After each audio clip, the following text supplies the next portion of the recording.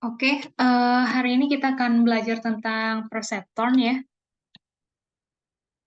Agenda hari ini adalah kita akan belajar sejarah, arsitektur, dan algoritma dari si perseptron itu sendiri. Oke, untuk sejarah, jadi perseptron itu dirancang oleh seorang psikolog bernama Frank Rosenblatt pada 1957. Lalu pada awalnya perseptron ditunjukkan untuk ditanamkan pada sebuah mesin. Jadi perseptron itu adalah salah satu algoritma jaringan saraf tiruan yang sangat penting. Perseptron diimplementasikan pertama kali pada komputer IBM 704, kemudian diberi nama Markers Perceptron. Jadi ini adalah gambar ya dari Markers Perceptron yang merupakan sebuah mesin yang didesain untuk melakukan image recognition. Nah, Markers Perceptron ini dibuat untuk pengenalan citra dengan menyusun sel berukuran 20 kali 20 sehingga menghasilkan 400 pixel image. Mesin ini kemudian dapat melakukan training untuk mendapatkan nilai bobot yang baik. Namun pemberitaan tentang pembuatan perseptron ini dibuat terlalu berlebihan oleh media. Jadi perseptron itu disebut sebagai komputer yang dapat berjalan, melihat, menulis, bereproduksi, dan sadar akan keberadaannya. Nah, pemberitaan itu menimbulkan kontroversi. Jadi pada tahun 1969, si Marvin L. Minsky dan Seymour Papert ini dalam bukunya yang berjudul Perceptron itu menunjukkan keterbatasan dari kemampuan perseptron. Mereka membuktikan bahwa si perseptron ini tidak dapat menyelesaikan kasus sesederhana XOR. Hal tersebut menyebabkan penurunan minat para peneliti dan pendanaannya untuk mengembangkan jaringan saraf tiruan selama lebih dari 10 tahun. Nah, periode ini disebut sebagai periode AI Winter. Namun begitu, perseptron itu tetap merupakan algoritma yang sangat penting pada jaringan saraf tiruan.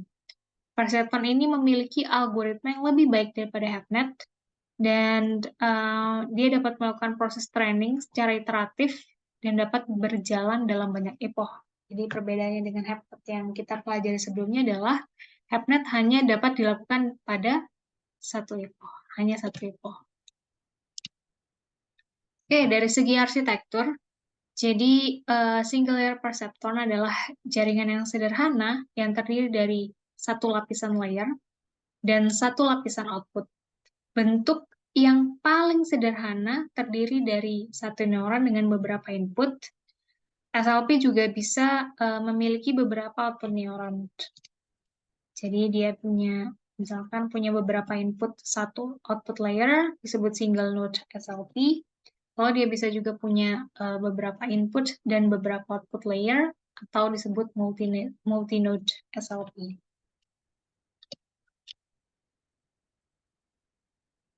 Untuk algoritma sendiri, jadi kita minggu lalu sudah belajar ya, jadi di HAPNet ada input, ada bobot, ada bias, ada perhitungan weighted sum, dan fungsi aktivasi. Nah, selain memiliki semua itu, perseptron juga punya yang namanya learning rate. Jadi dilambangkan dengan alpha ya.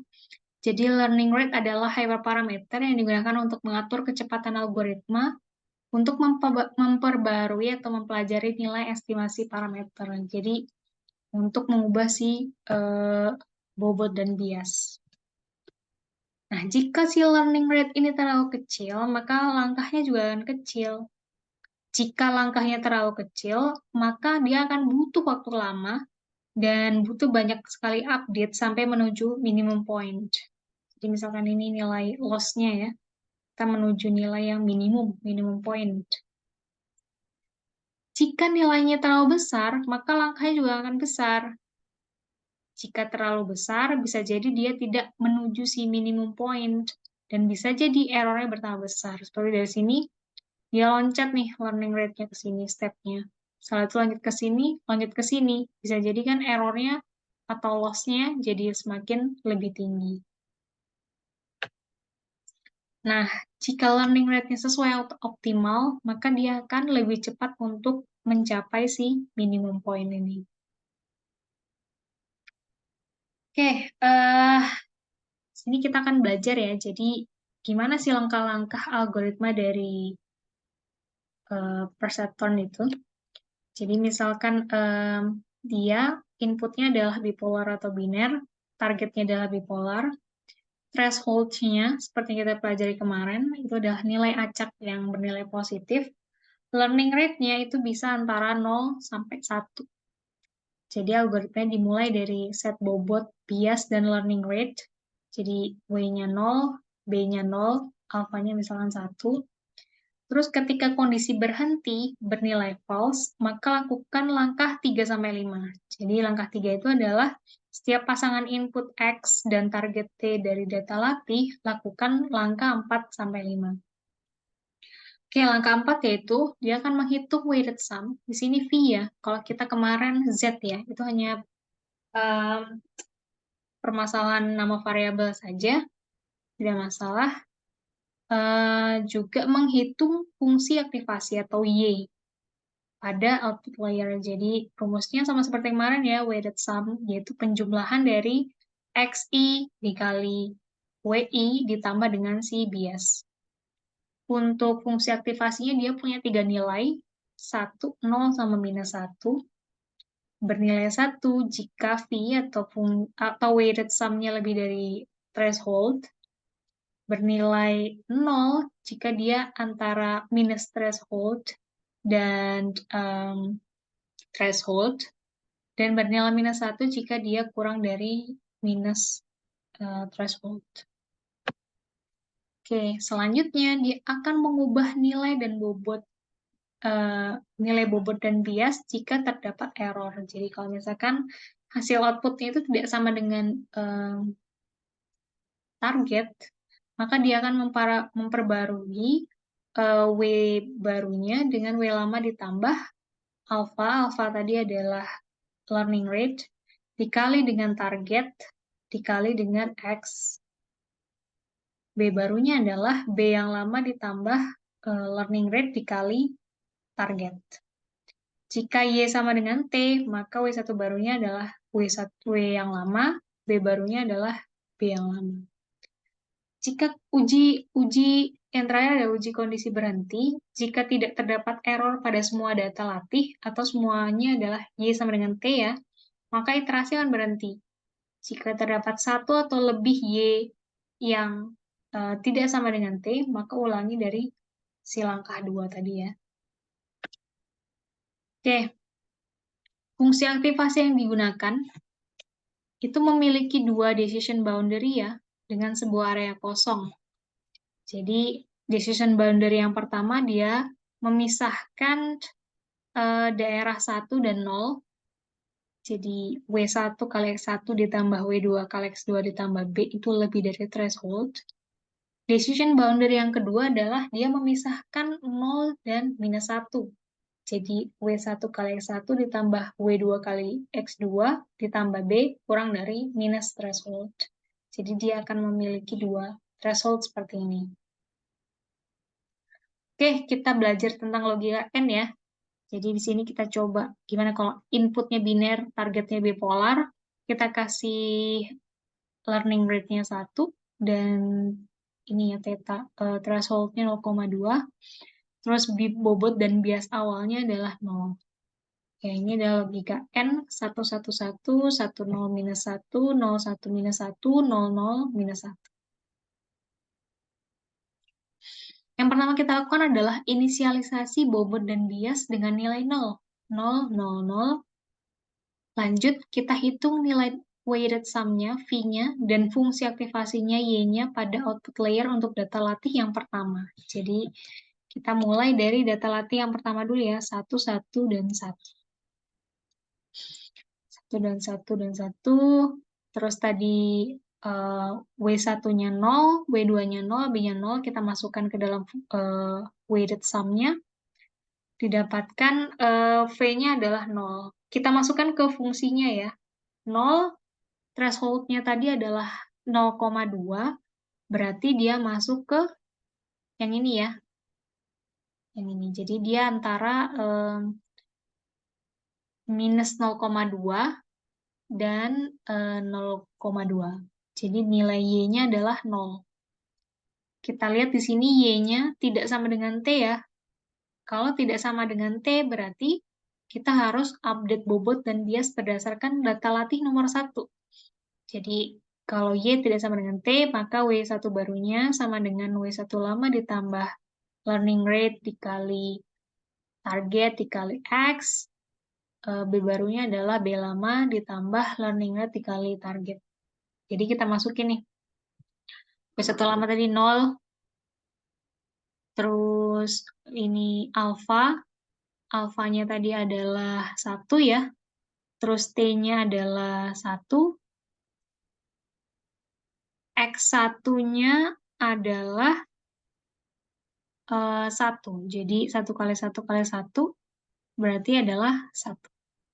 Terus W2-nya adalah W2 yang lama, yaitu 0 ditambah alfanya tadi 1 ya, kali T dikali X2, 1 juga.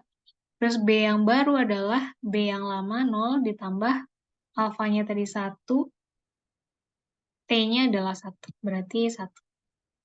Berarti W1 yang baru, W2 yang baru, dan B yang baru adalah 111.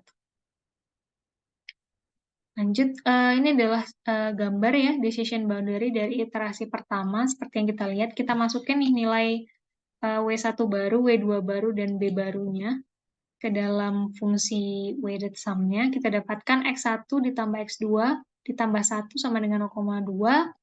Terus decision boundary yang kedua adalah X1 ditambah X2 ditambah 1 sama dengan minus 0,2. Nih ya, kita tarik garis dari X1 X2, kita dapat lihat decision boundary yang didapatkan. Next, kita lanjut ke data latih yang kedua. Jadi kita akan menghitung nilai weighted sum dan fungsi aktivasi pada output layer untuk data latih kedua. Jadi rumusnya masih tetap sama, tapi datanya kita pakai data yang kedua. Nah, tadi W1, W2, B-nya adalah 111 ya. Kita masukkan ke dalam rumus ini, 1 kali 1 ditambah 0 kali 1 ditambah biasnya 1 sama dengan 2.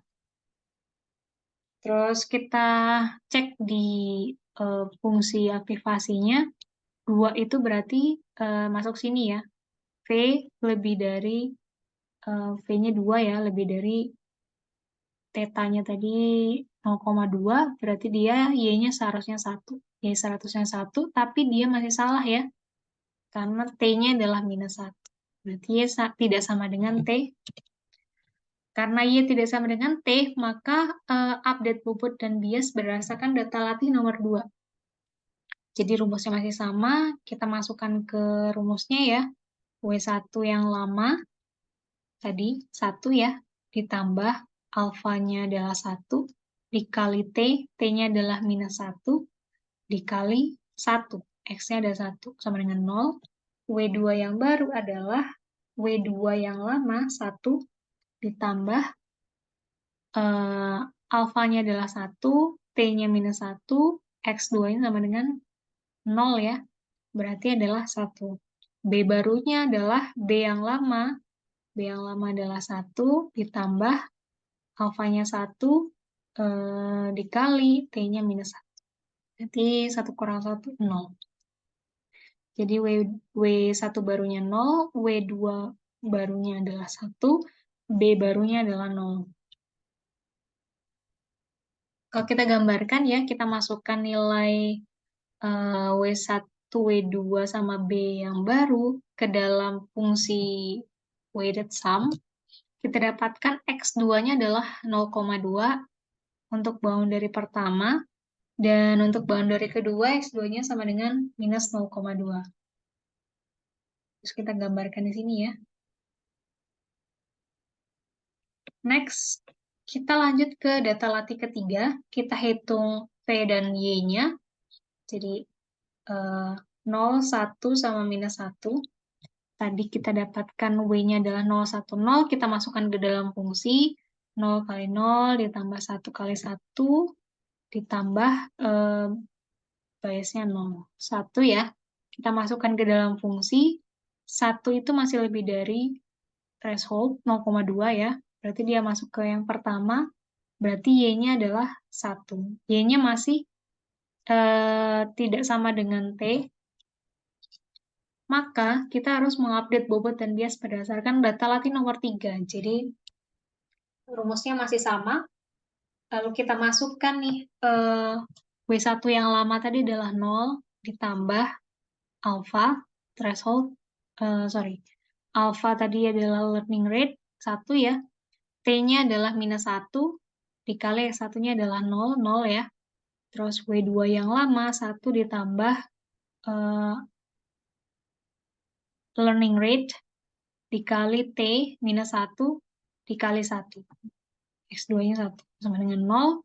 Terus B yang baru adalah B yang lama 0 ditambah dengan, ini harusnya alpha ya, alpha kali T. Alfanya adalah 1 dikali minus 1. Berarti minus 1. Berarti kita dapatkan W1 baru 0, W2 baru 0, B-nya adalah minus 1. Nah, selanjutnya kita lanjut ke data latih yang keempat. Kita hitung V dan Y-nya. Jadi kita masukkan ke dalam rumus ya. Jadi 0 kali 0 ditambah 0 kali 0 ditambah minus 1 ya. Kita masukkan ke dalam rumus. Kita masukkan ke dalam fungsi aktivasinya ya. Minus 1 itu masuk yang paling bawah ya. Jadi minus 1 kurang dari minus 0,2. Nah, karena nilainya Y-nya sama dengan T, berarti kita tidak perlu mengupdate bobot dan bias ya. Jadi bobot dan biasnya tidak berubah. WI barunya sama dengan WI lama, B barunya sama dengan B lama. Jadi tetap 00 minus 1. 00 minus 1. Sama ya. Nah, karena prosesnya agak panjang, di sini hanya di-cut saja ya. Jadi prosesnya selesai ketika Perceptron melakukan iterasi sampai ke 40. Jadi epoch ke 10, iterasi ke 40. Karena memang datanya ada 4 ya, jadi 4 kali 10, 40. Seperti yang saya bilang di awal, kenapa dia berhenti di epoch ke 10? Kita balik ke depan dulu. Ini ya, jadi uji kondisi berhenti. Jika tidak terdapat error pada semua data latih, semuanya Y sama dengan T, maka iterasi berhenti. Jika masih terdapat satu atau lebih Y tidak sama dengan T, maka ulangi langkah 2. Jadi seperti yang kita lihat tadi ya, untuk data yang latih yang pertama, itu Y-nya masih tidak sama dengan T. Data latih kedua, Y-nya tidak sama dengan T. Data latih ketiga, juga Y-nya tidak sama dengan T. Hanya data latih keempat yang dia Y-nya sama dengan T. Otomatis dia akan melakukan iterasi-iterasi selanjutnya. Kalau di sini sampai ke epoch ke-10 atau iterasi ke-40. Nah, di sini didapatkan hasil akhirnya adalah 2, 3, sama minus 4. Kalau kita masukkan ke fungsi weighted sum-nya, kita dapatkan decision boundary seperti ini ya. Jadi X2-nya adalah sama dengan minus 2/3 X1 ditambah 7/5. Decision boundary yang kedua adalah minus 2/3 X1 ditambah 19/15. Oke, terima kasih atas perhatiannya.